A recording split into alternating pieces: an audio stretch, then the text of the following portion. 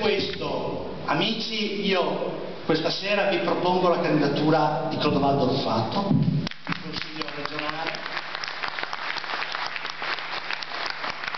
e per questo noi lo facciamo come abbiamo sempre voluto fare politica, in mezzo alla gente. Noi non facciamo dei banchetti una volta ogni tanto, magari uscendo con il camper, e poi il giorno dopo ci dimentichiamo di quello che ci chiedono i cittadini. Noi abbiamo la volontà di essere un luogo di dibattito costante in mezzo alla gente, di essere un luogo di confronto in cui la gente ha la possibilità di confrontarsi con una squadra vera, che è presente, che ha esperienza e che vuole nel territorio esprimere la sua politica migliore.